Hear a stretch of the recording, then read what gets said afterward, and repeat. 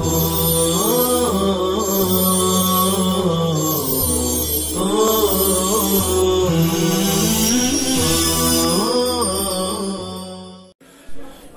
باللہ من الشیطان الرجیم بسم اللہ الرحمن الرحیم ولو شاء ربک لآمن من فی الارض كلهم جميعا افأنت تکرہ الناس بما لم یشأ اللہ منهم حتى يكونوا مؤمنین لا وما كان لنفس ان تؤمن الا بإذن اللہ بإرادته ويجعل الرجس العذاب على الذين لا يعقلون يتدبرون آيات الله قل لكفار مكة انظروا ماذا أي الذي في السماوات والأرض من الآيات الدالة على وحدانية الله تعالى وما تغني الآيات والنذر جمع نذير أي الرسل عن قوم لا يؤمنون في علم الله أي ما تنفعهم فهل ما ينتظرون بتكذيبك إلا مثل أيام الذين خلوا من قبلهم من الأمم أي مثل وقائهم من العذاب قل فانتظروا ذلك إني معكم من المنتظرين ثم ننجي المضارع لحكاية الحال الماضية رسلنا والذين آمنوا من العذاب كذلك الإنجاء حقا علينا ننجي المؤمنين النبي صلى الله عليه وسلم وأصحابه حين تعذيب المشركين. لغات دیکھیے. شاء فعل ماضی واحد مذکر غائب. شاء یشاء فتح یفتح سے. شیئن و مشیتن ارادہ کرنا چاہنا. تکرہ ہو یہ سمع ایسے واحد مذکر حاضر ہے. کریہ یکرہ کرہن و کراہتن ناپسند کرنا. الرجس اس کے معنی نجاست. عذاب گندی اور ناپاک چیز. گناہ جمع ارجاز. آگے ہے لا یعقلون یہ ضرب سے ہے. عقلاً اس کے معنی سمجھنا کسی شے کی حقیقت جاننا. آگے ہے ماذا ما استفہامیہ ہے اور ذا بمعنی الذی ہے. اور یہ بھی جائز ہے کہ ماذا کلمہ واحدہ ہو برائے استفہام ہو. استفہام کو اس میں اشارہ پر غلبہ دے دیا گیا ہے. تغنی یہ بھی واحد مؤنث غائب کا صیغہ ہے. فعل مضارع. اغنا یغنی اغنا باب افعال سے. کافی ہونا بے نیاز کرنا مالدار بنانا. النذر نذیر کی جمع ہے ڈرانے والا. پیغمبر. خلو فعل ماضی سے کا جمع مذکر غائب. نصر ینصر سے مصدر خلوً و خلاءً خالی ہونا گزر جانا. آگے ہے ننجی فعل مضارع سے کا جمع متکلم. انجا ینجی انجا بابی فعال سے نجات دلانا. کذالک کاف بمعنی مثل اور ذالک اس میں اشارہ ہے. اے مثل ذالک. ترجمہ دیکھیے. اور اگر تیرا پروردگار چاہتا تو وہ تمام لوگ ضرور ایمان لے آتے جو زمین میں رہتے سہتے ہیں. تو کیا آپ لوگوں کو مجبور کریں گے اس چیز پر جس کو اللہ نے ان سے نہیں چاہا کہ وہ مومن ہی ہو جائیں؟ نہیں. اور کسی انسان کے لیے یہ ممکن نہیں ہے کہ وہ ایمان لے آئے اللہ کی اجازت اور توفیق کے بغیر، اللہ کے ارادے کے بغیر. اور اللہ تعالی عذاب کو ڈال دیتا ہے ان لوگوں پر جو عقل نہیں رکھتے، اللہ تعالیٰ کی آیتوں پر تدبر نہیں کرتے۔ آپ کفار مکہ سے کہہ دیجئے کہ غور و فکر کرو کیا کیا وہ چیزیں ہیں جو زمین اور آسمان میں ہیں، یعنی اللہ تبارک تعالیٰ کی وحدانیت پر دلالت کرنے والی نشانیاں، اس میں غور فکر کرو۔ اور نشانیاں اور پیغمبر ان لوگوں کو کچھ بھی فائدہ نہیں دے سکتے جو ایمان لانے والے نہیں ہیں اللہ کے علم میں، یعنی ان کو کچھ بھی فائدہ ان سے نہ ہوگا۔ تو وہ لوگ نہیں انتظار کرتے ہیں آپ کی تکذیب کر کے مگر ان لوگوں جیسے واقعات کی جو ان سے پہلے گزر گئے، یعنی امم سابقہ، یعنی ان کے جیسے واقعہ عذاب کا انتظار کر رہے ہیں۔ آپ کہہ دیجئے کہ تو تم لوگ اس کا انتظار کرو، بے شک میں بھی تمہارے ساتھ انتظار کرنے والوں میں ہوں۔ پھر ہم نے نجات دیا، یہ ننجی فعل مضارع ہے جو حال ماضیہ کی حکایت کے لیے آیا ہے۔ ہم نے نجات دیا اپنے رسولوں کو اور ایمان والوں کو عذاب سے، اسی نجات دینے کی طرح ہم مومنوں کو نجات دیں گے جس کو ہم نے اپنے اوپر فرض لازم کر لیا ہے، یعنی نبی صلی اللہ علیہ وسلم کو نجات دیں گے اور ان کے اصحاب کو بچا لیں گے مشرکین کے عذاب دینے کے وقت اور مشرکین کے تکلیف پہنچانے کے وقت۔ ماں قبل کی آیت میں آپ صلی اللہ علیہ وسلم کو یہ بتلایا گیا کہ ان الذین حقت علیہم کلمۃ ربک لا یؤمنون، جس میں آپ صلی اللہ علیہ وسلم کو ان مشرکین کے ایمان سے نا امید کیا گیا، جس کو سن کر ظاہر ہے کہ آپ صلی اللہ علیہ وسلم کو بہت رنج اور صدمہ ہو سکتا تھا، کیونکہ آپ ان کے ایمان کے بہت ہی حریص تھے، چاہتے تھے کہ کسی طرح یہ لوگ ایمان لے آئیں۔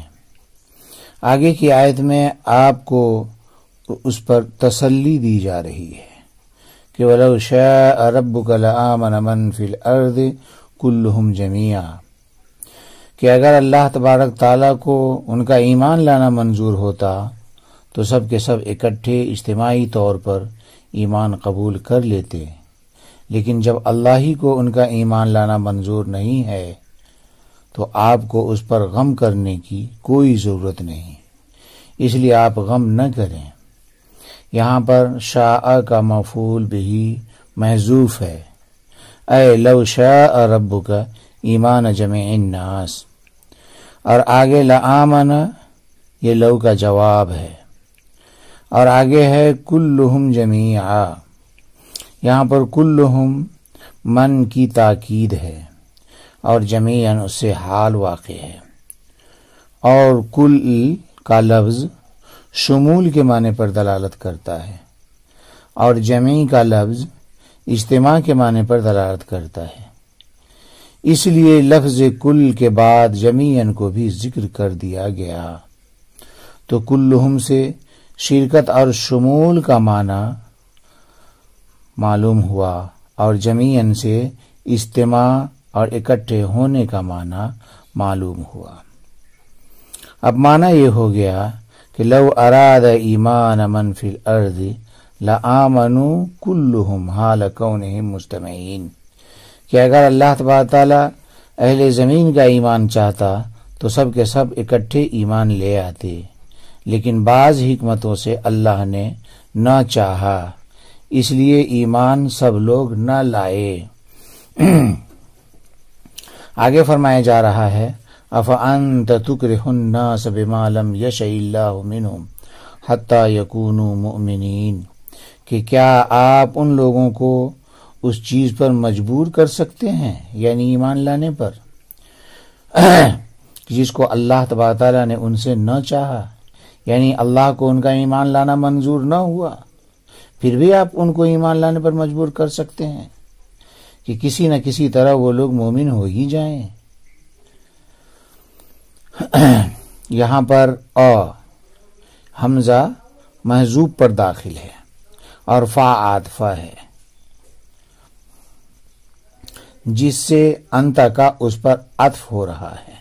تقدیر عبارت ہے اتحزنوا علی عدم ایمانہم وتتأسف علیہ فانت تکرہ، کہ جب ان کے عدم ایمان کا اللہ ہی نے فیصلہ کر دیا ہے تو پھر اس کے بعد بھی کیا آپ غم کریں گے ان کے عدم ایمان پر اور اظہار افسوس بھی کریں گے اور آپ ان کو ایمان لانے پر مجبور کریں گے؟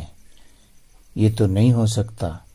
آگے مفسر علام نے مقدر مانا ہے لا، مطلب یہ ہے کہ آپ ان لوگوں کو ایمان پر مجبور نہیں کر سکتے، کہ آپ کے ذمے تو صرف اللہ کا پیغام پہنچانا ہے، ان کے دلوں میں ایمان پیدا کرنا اور اس پر ان کو مجبور کرنا یہ آپ کے ذمے تو نہیں ہے، کیونکہ سارا حکم خدا ہی کا چلتا ہے۔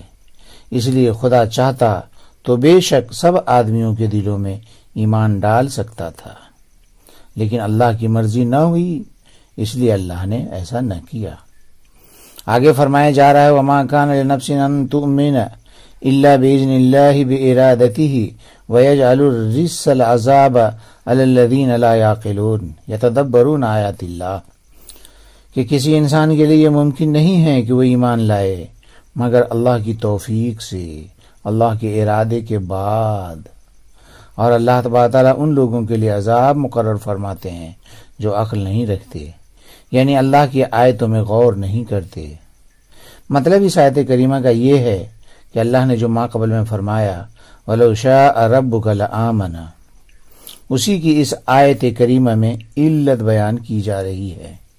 مطلب یہ ہے کہ کوئی بھی انسان کسی بھی حالت میں اللہ کے اس کے بارے میں ایمان لانے کا ارادہ کیے بغیر ایمان نہیں لا سکتا ہے، اور چونکہ اللہ نے سب کے ایمان کو نہ چاہا اس لیے سب لوگ اکٹھے ایمان نہ لائے، اس لیے کہ ہر انسان ایمان لانے میں اللہ کے ارادے کا محتاج ہوتا ہے۔ اور آگے جو فرمایا گیا وَيَجْعَلُ الرِّجْسَ، اس کا عطف محذوب پر ہو رہا ہے۔ تقدیر عبارت ہے فَيُرِيدُ اللَّهُ الْإِيمَانَ لِلْبَعْضِ وَيَجْعَلُ الرِّجْسَ، کہ اللہ سب کا ایک ساتھ ایمان نہیں چاہا بلکہ بعض کا ایمان چاہتا ہے جو خدا کے نشانات میں غور کرتے ہیں اور عقل و فہم سے کام لیتے ہیں، اور دوسرے بعض کو عذاب کا مستحق بنا دیتا ہے اور کفر و شرک کی گندگی میں ڈال دیتا ہے، اور وہ وہی لوگ ہوتے ہیں جو عقل سے کورے ہوتے ہیں، چنانچہ اللہ کی آیت میں غور و فکر اور تدبر سے کام نہیں لیتے۔ آگے فرمایا گیا قُل لِّكُفَّارِ مَكَّةَ انظُرُوا مَا ذَا الَّذِي فِي السَّمَاوَاتِ وَالْأَرْضِ مِنَ الْآيَاتِ الدَّالَّةِ عَلَىٰ وَحْدَانِيَةِ اللَّهِ تَعَالَىٰ وَمَا تُغْنِي الْآيَاتُ وَالنُّذُرُ جَمْعُ نَذِيرٍ أَيْ الرُّسُلُ عَن قَوْمٍ لَّا يُؤْمِنُونَ فِي عِلْمِ اللَّهِ أَيْ مَا تَنفَعُهُمْ، کہ آپ کفار مکہ سے فرما دیجئے کہ کیسی کیسی مخلوقات ہیں آسمان و زمین کے اندر جو اللہ کی وحدانیت پر دلالت کرنے والی دلیلیں ہیں، اور نشانیاں اور پیغمبر ایسے لوگوں کو کیا فائدہ دے سکتے ہیں جن کی نصیب میں اللہ کے علم کے مطابق ایمان ہی مقدر نہیں۔ مطلب یہ ہے کہ یوں تو آسمان و زمین میں غور کرنے سے اللہ تعالیٰ کی وحدانیت پر دلالت کرنے والی بہت سی دلیلیں ملتی ہیں، لیکن وہ سب نافع جب ہی ہو سکتی ہیں کہ قسمت میں ایمان مقدر ہو، اور جب قسمت میں ایمان ہی مقدر نہ ہوگا تو یہ دلیلیں کچھ بھی فائدہ نہیں پہنچا سکتی، جیسا کہ ان مشرکینوں کا یہی حال ہے کہ اللہ تبارک تعالیٰ کے علم میں ان کا ایمان مقدر ہی نہیں۔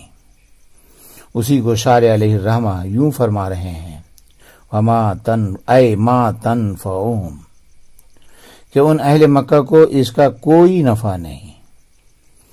یہاں پر ما تنفعهم مقدر لا کر مفسر علام نے یہ بتانا چاہا ہے کہ ما تغنی الآیات والنذر میں ما نافیہ ہے، یا استفہامیہ ہے جو انکار کے لیے ہے۔ آگے فرمایا گیا فَهَلْ يَنْتَظِرُونَ بِتَكْذِيبِكَ إِلَّا مِثْلَ أَيَّامِ الَّذِينَ خَلَوْا مِنْ قَبْلِهِمْ مِنَ الْأُمَمِ أي مِثْلُ وَقَائِهِمْ مِنَ الْعَذَابِ، کہ وہ مشرکین آپ کی تکذیب کر کے نہیں انتظار کر رہے ہیں مگر ان امم سابقہ جیسے واقعات عذاب کا جو ان سے قبل گزر گئے۔ آگے ہے قُلْ فَانْتَظِرُوا ذَلِكَ إِنِّي مَعَكُمْ مِنَ الْمُنْتَظِرِينَ، کہ آپ ان سے کہہ دیں کہ تم اس کا انتظار کرو، میں بھی تمہارے ساتھ انتظار کرنے والوں میں ہوں۔ مطلب یہ ہے کہ یہ بڑے ضدی اور معاند لوگ ہیں، کسی دلیل اور نشانی کو مانتے ہی نہیں ہیں، بس وہ اسی کے لائق ہیں کہ ان پر گزشتہ امم جیسے حوادثات اور آفات نازل ہوں، تو ان کو اس کا انتظار کرنا چاہیے، اور ہم بھی ان کے ساتھ اس کا انتظار کریں گے تاکہ صادق و کاذب کا آخری فیصلہ سامنے آ جائے۔ آگے فرمایا گیا ثم ننجی المضارع لحکایت الحال الماضیہ رسولنا والذین آمنوا من العذاب کذالک الانجاء حقا علینا ننجی المؤمنین النبی صلی اللہ علیہ وسلم واصحابہ حین تعذیب المشرکین، کہ پھر ہم نے نجات دیا۔ یہاں پر فرما رہے ہیں کہ ننجی یہ فعل مضارع ہے جو حال ماضیہ کی حکایت کر رہا ہے۔